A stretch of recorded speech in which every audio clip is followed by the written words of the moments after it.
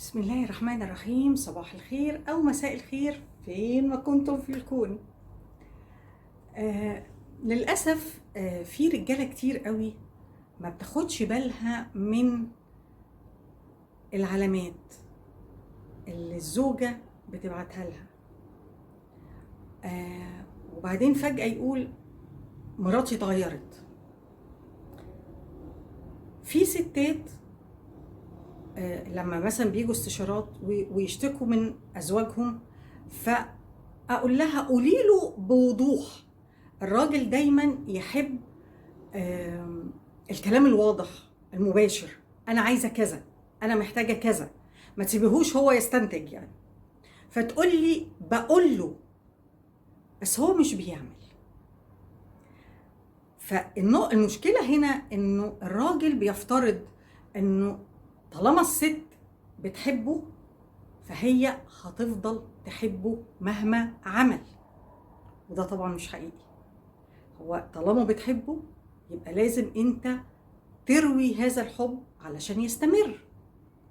وعلى فكرة العكس صحيح طبعا، يعني ده ما فيهوش جدال، بس الحكاية دي يمكن منتشرة اكتر في الرجالة.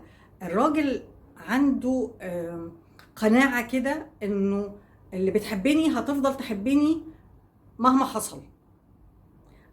في راجل يقول لك ايه ده، انا مربيها على ايديا، ده انا متجوزها صغيره ومربيها على ايديا، فهي لا يمكن تتغير. ما هو مش حقيقي، ما هي بتكبر ومشاعرها بتكبر وبيبقى عندها احتياجات مختلفه. فانت لازم تعطلها هذه الاحتياجات. فلما الست تقول انا محتاجه كذا وانت ما تعملوش، خلي بالك في جزء من رصيدك هيقل. ولما تطلب كذا وما تعملوش، جزء تاني هيقل، وهكذا. بعد شوية هي مش هتبتدي تطلب أصلا، هي هتبطل تطلب. ولما تبطل تطلب فالكيرف بينزل بشكل أسرع كتير جدا.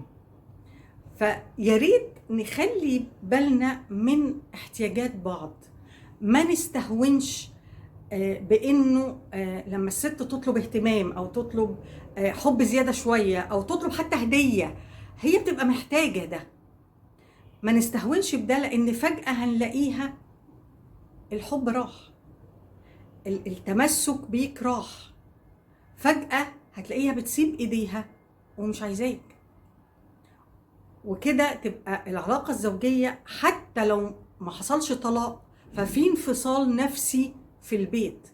وده طبعا لا يمكن يخلي حياتكم سكر.